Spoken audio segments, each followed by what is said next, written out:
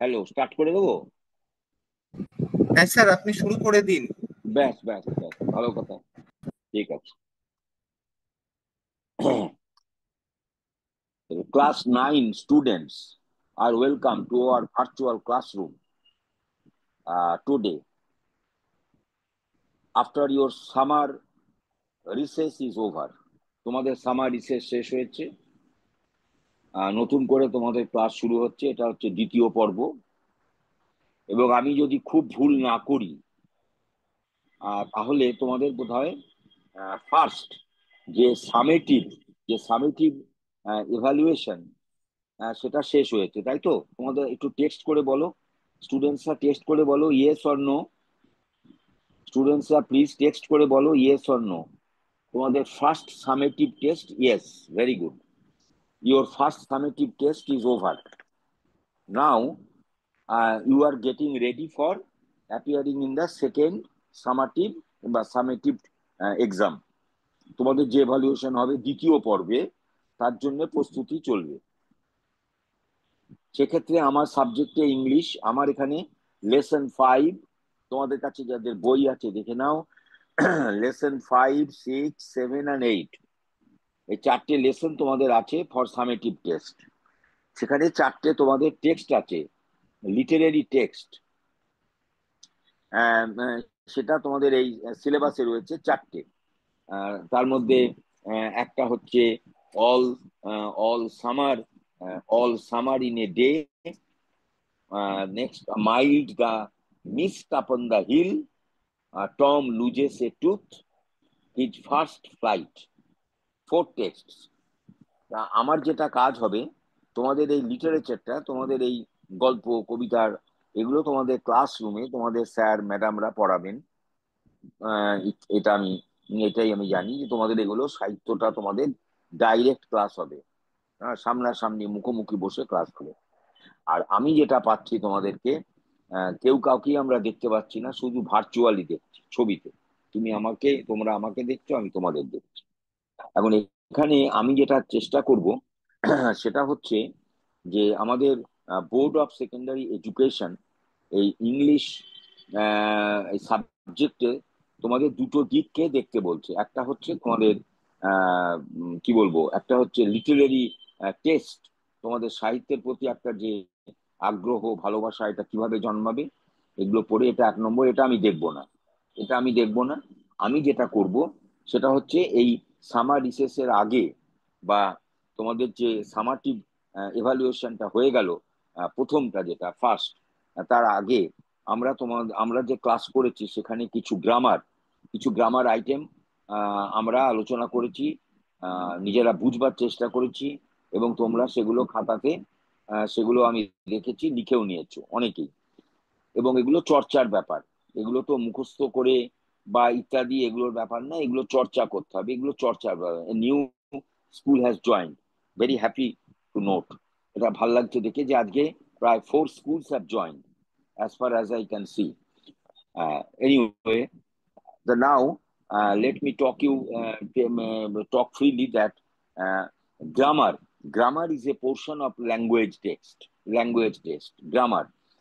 এই গ্রামারের ক্ষেত্রে তোমাদের সেকেন্ড এই যে সামেটিভ, তোমাদের যে এই যে সেকেন্ড সামেটিভ এভালুয়েশন, সেখানে তোমাদের ফুল মার্কস দেওয়া আছে 40 রিটিনের জন্য। আর ইন্টারনাল ফরমেটিভে আছে 10 মার্কস, দ্যাট ইজ 50 মার্কস। সেখানে দেখা আছে লেসন 5 to 8। আর রিডিং কম্প্রিহেনশন আছে আনসিন। আর গ্রামার দেওয়া আছে transformation of sentence, simple to complex, simple to compound, et cetera et cetera et cetera. এটা একটা আছে, এটা আমরা আলোচনা করেছি আমরা গরমের ছুটির আগে। আর একটা ব্যাপার আছে affirmative sentence, negative sentence, interrogative sentence, exclamatory sentence. হ্যাঁ, এগুলোকেও তোমাদের জানতে হবে। এবং এগুলো অ্যাফার্মেটিভ থেকে নেগেটিভ, নেগেটিভ থেকে এক্সক্লামেটরি, এটাও তোমাকে জানতে হবে। আর একটা হচ্ছে ফ্রেজাল ভার্ব। তা আমি তোমাদের যেটা করছি, উইথ রেফারেন্স টু টেক্সট, আমি তোমাদের টেক্সটটা পড়ছি, দু একটা লাইন পড়ে আমি সেখান থেকে কিছু কিছু গ্রামারের ব্যাপারটা, আমি সেটা তুলে নিয়ে আসছি, সেটা তোমাদের সঙ্গে আলোচনা করছি। এখন তোমাদের কথা তো মাইক্রোফোনে আমি শুনতে পাই না, সুতরাং যদি আমি কিছু জানতে চাই সেটা তোমরা টেক্সট করবে, তাহলেই আই উইল আন্ডারস্ট্যান্ড। ওকে, আমরা এখন পড়ছি একজন আমেরিকান শর্ট স্টোরি রাইটার রে ব্র্যাডবেরি। রে ব্র্যাডবেরি উনি একজন 20th century science fiction writer. উনি বিজ্ঞান নিয়ে নানা রকমের গল্প লিখেছেন, সায়েন্স ফিকশন রাইটার। তার ইন্টারেস্ট ছিল এই সায়েন্স ফিকশনে। সেখানে বেশিরভাগটাই কল্পনা শক্তি করে কাজ করানো হয়, ইমাজিনেশন, মানে অলৌকিককে লৌকিক হিসেবে দেখানো হয়। কিছু অলৌকিক অবাস্তব ঘটনা এমনও ঘটে আমাদের এই পৃথিবীতে, হ্যাঁ, সেরকম কিছু ভাবনা চিন্তা আমাদের রে ব্র্যাডবেরি এরকম করে লিখেছেন। আমরা সায়েন্স ফিকশনে অনেক আমাদের বাংলা সাহিত্যে পেয়েছি অদৃশ বর্ধন, আমাদের সত্যজিৎ রে, ইনিও অনেক লিখেছেন এরকম উদ্ভট উদ্ভট সব ব্যাপার, যেগুলো হয়তো প্র্যাকটিকেবল নয় কিন্তু ইমাজিনেটিভলি পসিবল। এটাকে কল্পনা দিয়ে ভাবলে এটাকে সম্ভব করা যায়। তো এটাও একটা কিন্তু সোর্স অফ টেস্ট, একটা সোর্স অফ এন্টারটেনমেন্ট, কি বলবো, সোর্স অফ অ্যামিউজমেন্ট, একটু মজাও পাওয়া যায়। এমনটা হলেও তো হতে পারে, গল্প হলেও তো সত্যি হতে পারে। এটাই তো সায়েন্স ফিকশনের মূল কথা। The essence of science fiction is that what seems to be improbable may be probable tomorrow. আজকে যেটাকে ইমপ্রবাবল মনে হচ্ছে, আগামীকাল সেটা প্রবাবল হতে পারে। Can you hear me? তোমরা শুনতে পাচ্ছ তো? Hello, yes or no? তোমরা শুনতে পাচ্ছ তো? হ্যালো মাই ডিয়ার স্টুডেন্টস, আমি তোমার রিয়াকশন চাইছি একটু, ইয়েস অর নো? হ্যাঁ, শুনতে পাচ্ছ কি? একটু টেক্সট ইয়েস অর নো। হ্যাঁ, যেটা, হ্যাঁ, যেটা আমি বলবার চেষ্টা করছি যে এই যে yes, thank you, thank you, thank you. তাহলে আমি যেটা পড়ছি এটা সায়েন্স ফিকশন। সায়েন্স ফিকশনের একটা অংশ উনি তুলে তোমাকে মধ্যশিক্ষা পর্ষদ তোমাকে পাঠ্য বইতে দিয়েছে, all summer in a day. তা আমি একটু বলবার চেষ্টা করছি যে এখানে যা কিছু ঘটছে সেটা হচ্ছে একটা planet, description of a planet, Venus. Venus, VENUS, Venus is a name of a planet. এই প্ল্যানেটে এমন কিছু ঘটছে যা মনে হচ্ছে অসম্ভব, অবাস্তব। হুম, এবং এটাই মজা, আবার এটা বাস্তব হতেও পারে। এবং সেখানে আমাদের এই যে এটাকে উপভোগ করার জন্য আমাদের যে কল্পনা, আমাদের যে ইমাজিনেশন, হ্যাঁ, সেইটাকে আমাদের কাজে লাগাতে হবে। আমাদের প্রত্যেকেরই কিন্তু একটা কল্পনা শক্তি আছে। কল্পনা শক্তি মানে কি? আমাদের চিন্তার যে বাউন্ডারি লাইন, সে যে বাস্তবতার যে বাউন্ডারি লাইন, যে সীমারেখা, সেই সীমারেখার ওপারে যেতে হবে, একটু ক্রস করে যেতে হবে, সেগুলো কল্পনা করতে হবে, স্বপ্ন দেখতে হবে, তবেই সেখানে মজা পাওয়া যাবে। তার জন্য এই রে ব্র্যাডবেরি, রে ব্র্যাডবেরি, তিনি এই all summer in a day এটা লিখেছেন। তা আমি সেখান থেকে একটু একটু পড়ে তোমাদেরকে আমি দু একটা ওই গ্রামারের ব্যাপারটা একটু টাচ করব, তাহলেই তোমার এটা নিয়ে রেফারেন্সের সঙ্গে তোমার এটাকে তৈরি হয়ে যাবে, ল্যাঙ্গুয়েজের উপরে একটা তোমার মাস্টারি আসবে, কমেন্ট আসবে। যেমন দেখো, ইট হ্যাড বিন রেইনিং, তোমাদের বই আছে হাতে যাদের, টেক্সটটা খুলে দেখো, পেজ নাম্বার 34, তোমাদের text book named bliss, page number 34, lesson 5। It had been raining for 7 years, প্রায় 7 বছর ধরে বৃষ্টি হচ্ছে, উইদাউট এনি ব্রেক। এটা কি বাস্তবে সম্ভব? তা তো নয়। এটা কল্পনা করে সম্ভব করো। কল্পনায় তুমি ভাবো, কল্পনা করো যে হ্যাঁ, 7 বছর ধরে এক টানা বৃষ্টি চলছে। কোথায়? On the planet Venus. Thousands upon thousands of days, filled from one end to end, the other with rain. বাপরে, বলছে হাজারো হাজারো এরকম যে বছর শুধু এইভাবে বৃষ্টি বৃষ্টি আর বৃষ্টি, থামার নাম নেই। The days were filled with the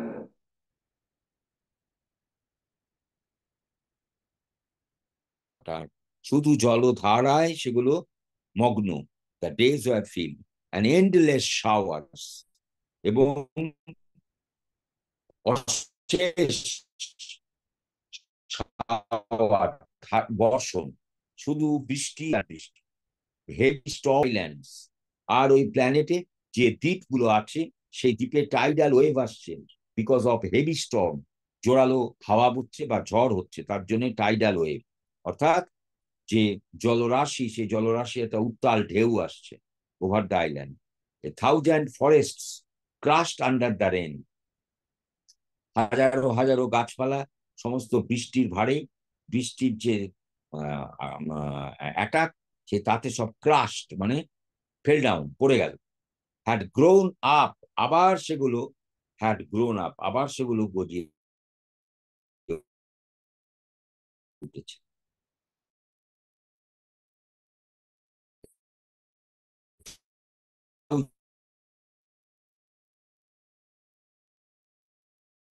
Times again life forever on planet Venus, এইভাবে ভেনাস গ্রহে এইভাবেই জীবনধারা চলে আসছে বছরের পর বছর ধরে। তা এখানে লেখক বলছেন যে এই প্ল্যানেটে আজকে 7 ইয়ার্স, 7 বছর, অক্লান্তভাবে, অশেষ, অনন্ত, এভাবে থামার নাম নেই, continuous rainfall. Here was located the school room of the children. আবার এই প্ল্যানেটে একটা স্কুল রুম আছে, তোমাদের যেমন বিদ্যালয় ভবনের মধ্যে তোমাদের যেমন ক্লাসরুম আছে, তেমনি ক্লাসরুমও আছে, সেখানে সব বাচ্চারা সেখানে রয়েছে।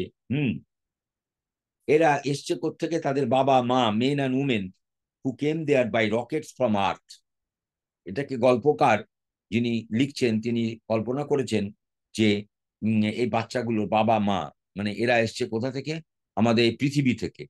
তারা সেখানে গিয়ে পৌঁছেছে কোথায়? ভেনাসে। কিভাবে? By rocket.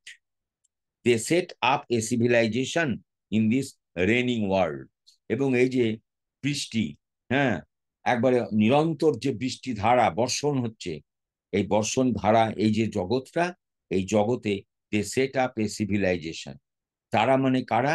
এই মেন অ্যান্ড উমেন এবং তাদের বাচ্চা কাচ্চারা সবাই মিলে চেষ্টা করছে একটা সিভিলাইজেশন, একটা সভ্যতা, একটা সভ্যতাকে তৈরি করতে, সৃষ্টি করতে অন দা প্ল্যানেট ভেনাস। আমি এইটুকু পড়লাম।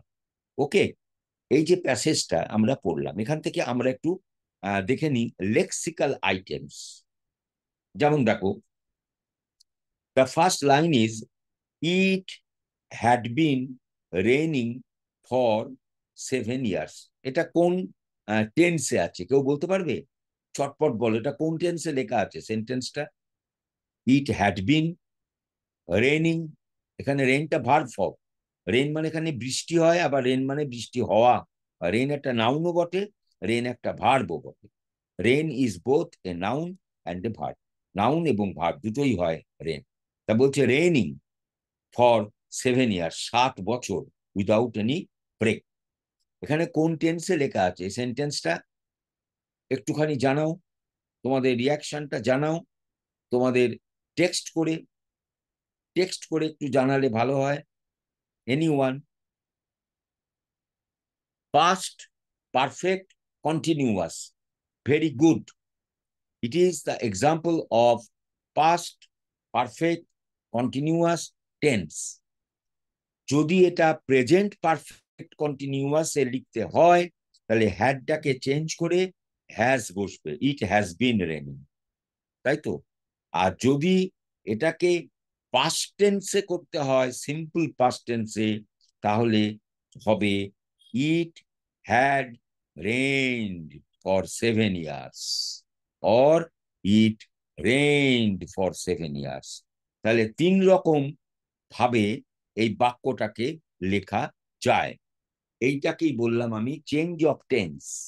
অর্থাৎ টেন্স মানে তো কাল, টাইম, অর্থাৎ অকারেন্স, মানে টাইম অফ অকারেন্স, কখন ঘটনাটা ঘটছে, এটাকেই সূচিত করে টেন্স। ইংরেজিতে টেন্স বলি, আমরা বলি কাল। তোমরা বর্তমান কাল, অতীত কাল, ভবিষ্যৎ কাল, হ্যাঁ, নিত্যকাল, এগুলো তোমরা তোমাদের বাংলা ব্যাকরণে পড়ছো বা পড়ে আসছো, যাই হোক। তা আমাদের এখানে এটাই আমরা দেখলাম যে একটা সেন্টেন্সকে এখানে লেখা আছে পাস্ট পারফেক্ট কন্টিনিউয়াস, সেটাকে আমরা সিম্পল পাস্ট টেন্সে করলাম, ইট রেইনড ফর 7 ইয়ার্স, এটা হতে পারে। আবার it had rained for 7 years, এটাও হতে পারে। আবার পারফেক্ট কন্টিনিউয়াস বললে it has been raining for 7 years, এটাও হতে পারে। তার মানে দেখা যাচ্ছে সেন্টেন্স যখন আমরা বিভিন্ন বিভিন্ন ফর্মে আমরা sentence, we can write English sentences in different forms, এবং সেখানে টেন্সটা ইম্পর্টেন্ট ফ্যাক্টর। তার জন্য কিছু রুলস অ্যান্ড রেগুলেশন তোমাকে মেনে চলতে হবে। সেগুলো তোমাদের ক্লাসরুমে তোমাদের স্যারেরা পড়াচ্ছেন গ্রামার, হ্যাঁ, সেগুলো তোমরা জানছো, এবং 7-8-এ তোমরা ইংলিশ গ্রামার পড়ে এসেছো বা এখনো পড়ছো। তা এই গ্রামারের টাচ যদি থাকে তাহলে এগুলো তোমরা লিখতে পারবে, সেন্টেন্সকে তোমরা নানান ভাবে লিখতে পারবে। আচ্ছা, এবং আরেকটা দেখো, রেন, এই রেন কথাটা, এই রেনটা হচ্ছে আমি বললাম এটার কি বলবো, পার্ট অফ স্পিচ। একদিকে এটা নাউন, আবার একদিকে ভার্ব, এটাও জেনে গেলাম। আচ্ছা, এবারে আমি এই সেন্টেন্সটাকে আমি একটু অন্যভাবে ব্যবহার করব, যে 7 বছর ধরে যে বৃষ্টি হচ্ছিল, 7 বছর ধরে যে বৃষ্টি হচ্ছিল, সেইটাকে তুমি একটু নতুন ফর্মে যদি লিখতে পারো, সেটাকে বলা যেতে পারে, দেখো আমি বলছি, there was rainfall for 7 years. There was rainfall, আমি রেনটাকে রেনের সঙ্গে ফল লিখলাম, তার মানে বৃষ্টি হচ্ছে। There was rainfall for 7 years। আবার there had been rainfall for 7 years, মানেটা এক থাকলো, সেন্টেন্সের ফরমেশন আলাদা হলো। তাহলে দেখা যাচ্ছে মিনিং আনচেঞ্জড, কিন্তু সেন্টেন্স ফর্মস চেঞ্জড। ওকে, আচ্ছা, এবার দেখো রেইন, এই রেইনটাকে অ্যাডজেক্টিভ ফর্মে করতে গেলে রেইনি হবে, rainy, rainy, RAINOY, Y add করে আমরা জানিছি, এর আগে পড়েছি গরমের ছুটির আগে, যে ওয়াই অ্যাড করলে অ্যাডজেক্টিভ ফর্ম হয়। The days were filled with the gush of water, দিনগুলোতে শুধু বৃষ্টি আর বৃষ্টি, জল, শুধু জলের ধারা, with gush of water and endless showers. The showers were endless, এন্ডলেসটা কোন পার্ট অফ স্পিচ কেউ বলতে পারবে? এন্ডলেস কোন part of speech? Any reaction?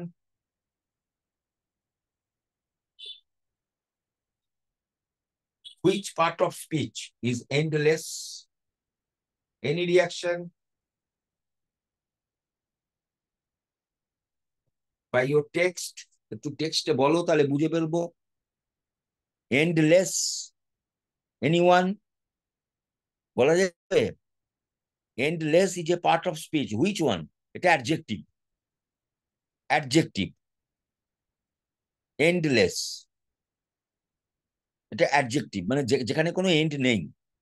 আমি এন্ডলেস কথাটা বলে, এটা এন্ডলেস এর বদলে আর একটা কোনো শব্দ বলতে পারি কি? তোমরা বলতে পারবে? Can you supply any other nearest word for endless? Anyone?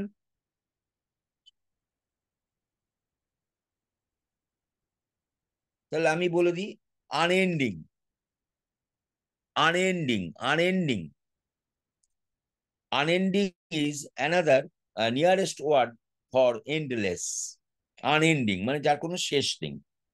তাহলে unending showers, SHOWER, shower, shower কিন্তু বোথ নাউন অ্যান্ড ভার্ব, এটা তোমরা বুঝে গেলে। Shower is both noun and verb. Shower, shower মানে বর্ষণ, বৃষ্টির ধারা নেমে আসছে, shower, shower of rainfall, shower of rain, sorry, বৃষ্টির ধারা, shower of rain. Light shower মানে একটু হালকা বৃষ্টি, হেভি শাওয়ার মানে খুব ভারী বৃষ্টি। হ্যাঁ, এইরকম ভাবে you have to use words in English language. আচ্ছা, শাওয়ারের অ্যাডজেক্টিভ ফর্ম কেউ বলতে পারবে? এনিওয়ান? শাওয়ারের অ্যাডজেক্টিভ ফর্ম তোমরা একটু জানাও, রিয়াকশন টেক্সট করে। হ্যালো, হ্যালো, পারবে না? এনি টেক্সট, শাওয়ারের অ্যাডজেক্টিভ? না। তাহলে শাওয়ারের অ্যাডজেক্টিভ একটা অ্যাড করো, ওয়াই। যেমন রেন কে করলে রেনি, তেমনি শাওয়ার কে করো শাওয়ারি। শাওয়ার কে ওয়াই যোগ করলে একটা অ্যাডজেক্টিভ তৈরি হয়। রেন থেকে যেমন ওয়াই হলো রেনি, ঠিক আছে? ওয়াটার, ওয়াটারের অ্যাডজেক্টিভ কি হবে? এটাও তো বলা যেতে পারে, ওয়াটার। ওয়াটার তো নাউন, এটাকে অ্যাডজেক্টিভ আমি কিভাবে করব? তাড়াতাড়ি করো না, একটা কেউ বলো, একটা বা কথা বলো বা একটা লেখো, একটা টেক্সট করো। ওয়াটারের অ্যাডজেক্টিভ ফর্ম বলা যাবে না, একটা ওয়াই অ্যাড করো, watery. Watery, very good. Shibpur SSPS, very good. Watery, একটু চটপট করো কেমন, তাহলে আমাদের ভালো লাগবে, কারণ time is very short. Watery, তাহলে অনেকগুলো ব্যাপার আমরা এখান থেকে পেয়ে গেলাম। যেমন ওয়াটার থেকে ওয়াটারি, শাওয়ার থেকে showery, shower itself is a verb, shower itself is a noun. Endless একটা অ্যাডজেক্টিভ ওয়ার্ড, তার সিনোনিম ওয়ার্ড পেয়ে গেলাম আনএন্ডিং। তাহলে দেখতে পাচ্ছ আমরা 3টে লাইন পড়লাম তোমাদের টেক্সট থেকে, লেসন 5 থেকে আমরা 3টে লাইনকে গো থ্রু করলাম, এবং সেখান থেকে এই ব্যাপারগুলো আমরা নিয়ে আসলাম। এই হ্যাবিটটা ইউ হ্যাভ টু গ্রো, তোমাদের মধ্যে এই অভ্যাসটা গড়ে তুলতে হবে, তাহলে দেখবে it will be fine for you to use your English language very freely. হ্যাঁ, তার জন্য কোনো সমস্যা হবে না। আর একটা দেখো লাইন, তারপর দেখো, এই যে storm, heavy storm, STORM, storm তো নাউন, ঝড়। আবার storm itself is a verb, সেটা তোমাদের জানা নেই, সেটা আমি একটু বলছি। স্টর্ম মানে হচ্ছে to attack, to attack abruptly, to attack abruptly মানে আক্রমণ করা হঠাৎ করে, হঠাৎ করে আক্রমণ করা।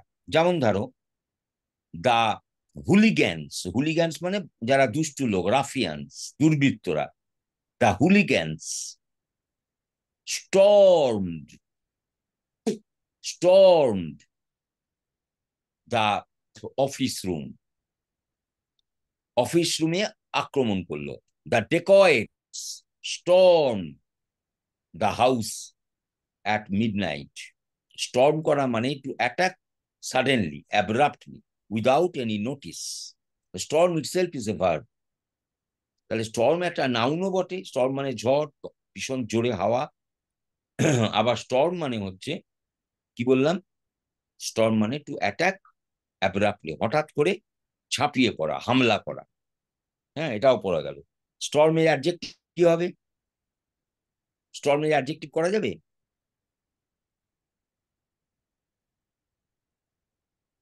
একটা কেউ রিয়াকশন দাও, একটা টেক্সট করো।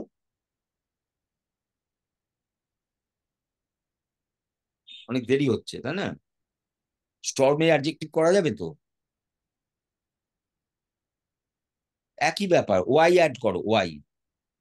ওয়াটারি, হ্যাঁ, stormy, very good. Bansberia municipal high school, thank you, thank you. Stormy, STORMY, correct. যাই হোক, আমার স্টুডেন্টসদেরকে আবারও বলছি বারবার, এগুলো একটু ভাবো এইভাবে, ওয়াই অ্যাড করে অ্যাডজেক্টিভ হবে। তাহলে হেভি স্টর্ম, এখানে স্টর্ম থেকে আমরা পেয়ে গেলাম স্টর্মি, স্টর্ম মানে আক্রমণ করা, হঠাৎ করে হামলা করা, এগুলোও জেনে গেলাম। আচ্ছা, আহ, আবার স্টর্মকে যদি আমরা একটু ঘুরিয়ে একটু আলংকারিক ব্যবহার করি, তার মানে হচ্ছে স্টর্ম মানে হচ্ছে নানা রকমের বিপদ আপদ, ঝঞ্ঝাট, ঝুট ঝামেলা। হ্যাঁ, কি প্রবলেমস অফ লাইফ, বলতে বলে storms of life, STORMS, storms of life. Storm মানে হচ্ছে ঝুট ঝামেলা, কিছু ইস্যুস, কিছু প্রবলেমস, কিছু ট্রাইবুলেশনস, এগুলোকে বলে স্টর্ম। মানে ঝড় শব্দটাকে আমরা আলংকারিক অর্থে ব্যবহার করলাম। শব্দের ব্যবহার তো অনেক রকম হয়, শব্দার্থ। শব্দকে সবসময়তে আমরা আক্ষরিক অর্থে ব্যবহার করতে চাই, কিন্তু আক্ষরিক অর্থের বাইরেও আমরা অন্য অর্থে একটা ডাইমেনশন দিয়ে ব্যবহার করি, তাকে বলে মেটাফোরিক্যাল ইউজ বা অর্নামেন্টাল ইউজ। কি বললাম? অর্নামেন্টাল ইউজ মানে একটু আর আলাদা ভাবে। হ্যালো, হ্যাঁ, নিমপিট রামকৃষ্ণ বিদ্যা মন্দির, very good. Storms of life, তাহলে দেখা যাচ্ছে স্টর্ম হচ্ছে নাউন।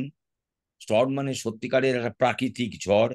আবার স্টর্মকে যদি আমরা আলংকারিকভাবে ব্যবহার করি, স্টর্ম মানে প্রবলেম অর ইস্যু। আবার স্টর্মটাকে ভার্ব হিসেবে ব্যবহার করতে পারি, তার মানে হচ্ছে to attack suddenly or abruptly. আর একটা হতে পারে স্টর্ম থেকে অ্যাডজেক্টিভ, STORM OI। তাহলে অনেকগুলো ব্যাপার আমাদের কাছে এখান থেকে ক্লিয়ার হয়ে গেল। যেমন বলছে কস্ট টাইডাল ওয়েভস। এই যে ওয়েভস, ওয়েভস মানে প্রবাহ।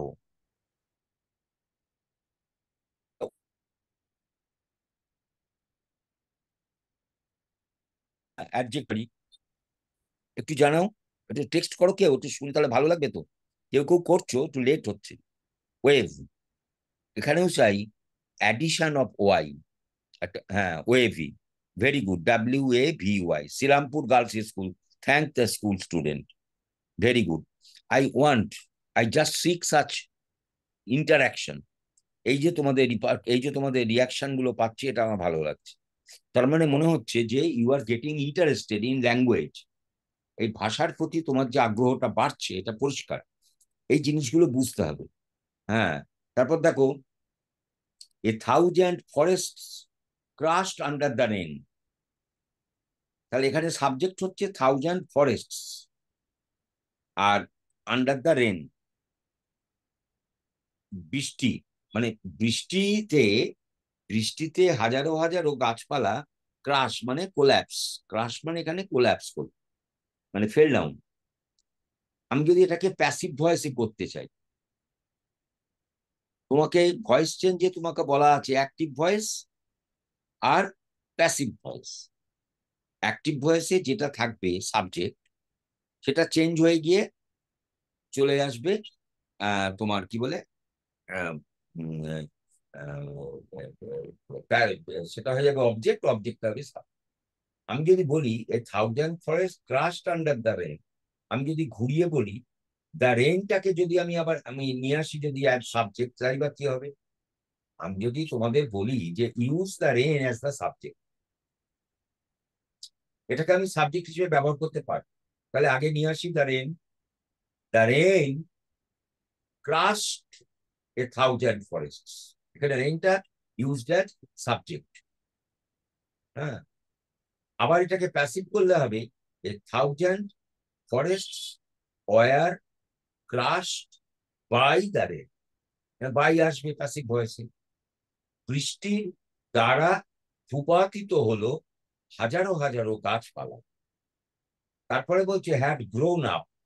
What is the meaning of grown up? Grow up, grow up থেকে গ্রোন হয়েছে।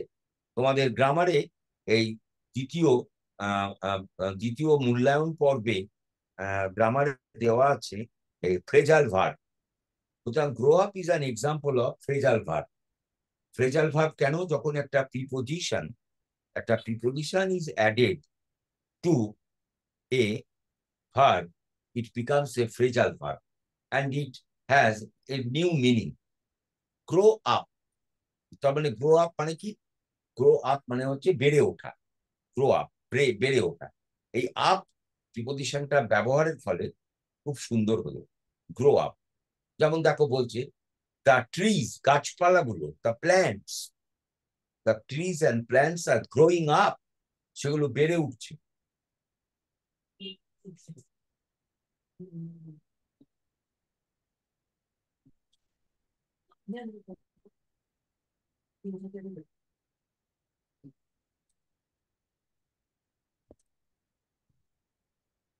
The trees and plants are growing up in full monsoon. মানে এই যে প্রবল বৃষ্টি হচ্ছে, বর্ষা, এই বর্ষায় গাছপালাগুলো চর করে বেড়ে উঠছে। এই যে গ্রো আপ করা।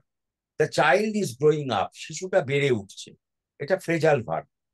তোমরা এইভাবে আপ যোগ করে করে অনেক কিছু শিখতে পারো। যেমন দেখো তোমাদের এই ফার্স্ট প্যারাগ্রাফের লাস্ট লাইনে, তোমরা দেখো তোমাদের কাছে টেক্সট আছে, দেখো লাস্ট লাইন, দেখো কি আছে। They set up, they set up a civilisation in this raining world. তাহলে সেট একটা verb, active verb. The preposition up is added to it. এখানে আপ প্রিপোজিশনটা যুক্ত হয়েছে। তাহলে সেট আপ এই সেট আপ কথাটার মানে হচ্ছে টু এস্টাবলিশ, কোনো কিছুকে প্রতিষ্ঠা করা। টু এস্টাবলিশ, কোনো কিছুকে প্রতিষ্ঠা করা, সেট আপ। যেমন মাই গ্র্যান্ডফাদার, যেমন বললাম যে আমার গ্র্যান্ডফাদার, আমার দাদু সেট আপ করলেন কি? My grandfather set up a high school in our village. আমাদের গ্রামে আমার দাদু একটা উচ্চ বিদ্যালয় স্থাপন করলেন। সেট আপ করা।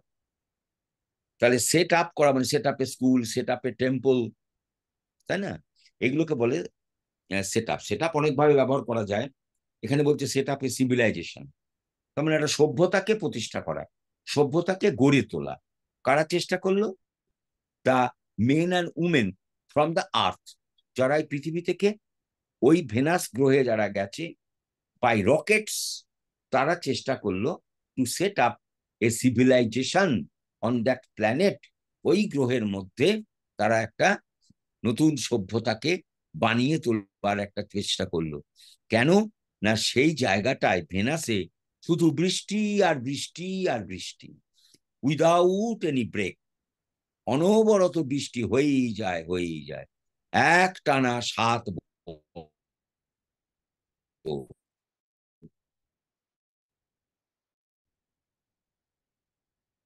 কে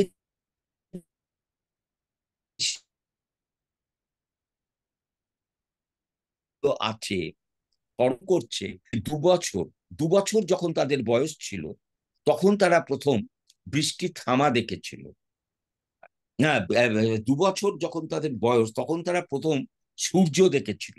তারপর এই 7টা বছর, এই ফর 7 ইয়ার্স লং, এখন তাদের 9 বছর, এখন তারা আবার দেখছে সেই বৃষ্টি বৃষ্টি আর বৃষ্টি, নো স্টপ। বৃষ্টি থামছে না, সূর্যের দেখা নেই। সূর্য তো আমাদের, সান তো হচ্ছে আমাদের কি বলবো, সোর্স অফ লাইফ, আমাদের জীবন দেবতা, তাই না? আমাদের জীবনের উৎস, আমাদের জৈব জীবন, আমাদের যে বায়োস্ফিয়ার, আমাদের এই যে বায়োস্ফিয়ার, আমরা যেখানে বেঁচে আছি এই জীব জগৎ, সেই জীব জগতে হচ্ছে ফোর্স অফ এভরিথিং, হচ্ছে আমাদের সোর্স হচ্ছে কে? দ্য সান গড, সান। সেই জন্যে আমি তোমাদেরকে যেটা বলতে চাইছি, অনেকটাই প্রায় শেষ করে এনেছি, মানে সময় শর্ট শর্ট। তাহলে আজকে আমি they set up a civilisation in this raining world, এই পর্যন্ত আমি আজকে থামলাম। এখানে আমরা যে রেনিং, RAINING, রেনিংটাও কিন্তু অ্যাডজেক্টিভ। এই রেনিংটাকে ওরা অদ্ভুতভাবে ব্যবহার করেছে বাই অ্যাডিং ING। যেমন বলছে প্লেইং চাইল্ড, তার মানে খেলায় নিমগ্ন আছে এমন শিশু, এটা অ্যাডজেক্টিভ। কিন্তু অ্যাডজেক্টিভ প্লেফুল আছে, কিন্তু এখানে প্লেইং করলাম ING, রেইনিং করলাম ING যোগ করে। এটাও কিন্তু একটা কৌশল। অনেক সময়, সব সময় নয়, অনেক সময় ড্যান্সিং গার্ল, একটা নৃত্যরতা মেয়ে, ড্যান্সের সঙ্গে ING করলাম, যে মেয়েটি এখন নাচের মধ্যে ইনভলভ, এইগুলোকে বলা হয় যে অ্যাডজেক্টিভ। সুতরাং আমাদের সময় শেষ, আমাদের ক্লাস শেষ। আবার we are waiting for our next class in the next week. Thank you.